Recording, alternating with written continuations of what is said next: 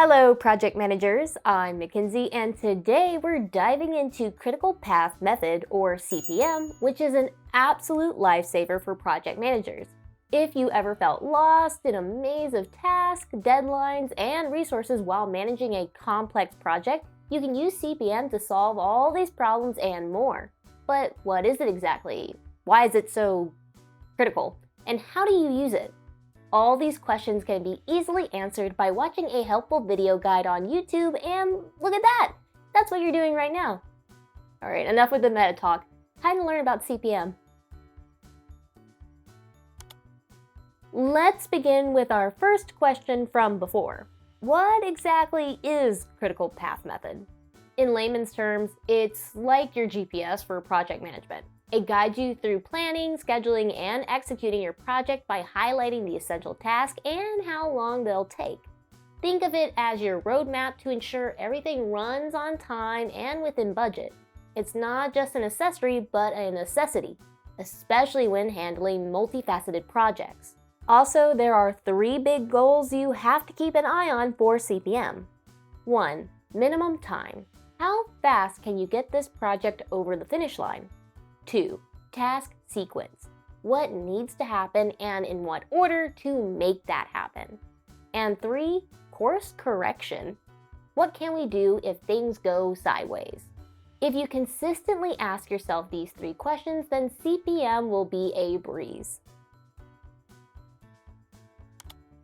Now that we understand what Critical Path Method is, the next obvious question is, why is it considered so critical?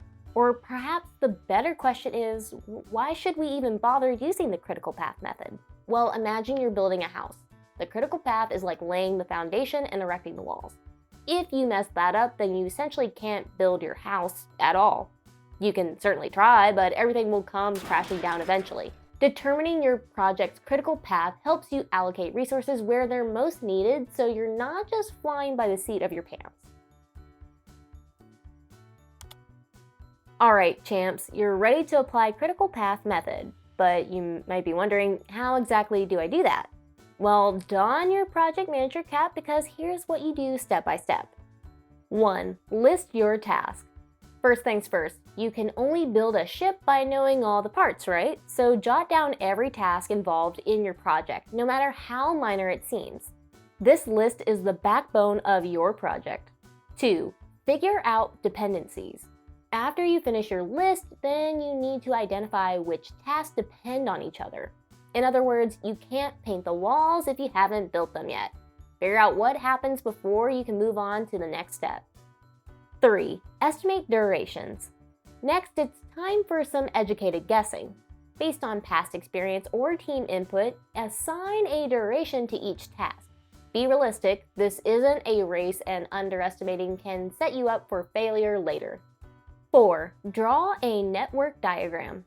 With your task and dependencies in hand, create a visual roadmap, like a Gantt or a PRT chart. This diagram will help you and your team understand the workflow and what should happen when. 5. Find your critical path. This step can be determined by analyzing your network diagram. This is the sequence of tasks that will take the longest to complete. Surprisingly, the longest path will tell you the shortest time you'll need to finish the project. 6. Allocate resources.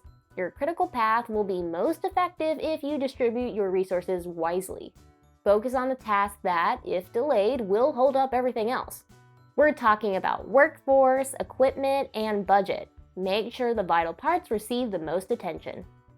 7. Keep an eye on the ball. Now that you're rolling, you've got to monitor progress like a hawk. Specifically, pay close attention to the task on the critical path. If something's falling behind, you'll need to act quickly to keep the project on track. Finally, 8. Tech up. Don't underestimate the power of tech. Utilize project management software like Asana or Smartsheet. These tools automate many tasks and keep everything neatly organized, freeing you up to deal with the finer details of project management. I hope this crash course on the Critical Path Method makes your project management journey a little smoother. Remember, CPM isn't just a technique, it's your secret weapon for project success. If you still want to learn more about CPM, then go check out this article. or keep an eye out for part 2 of this series in which I talk about CPM's pros and cons.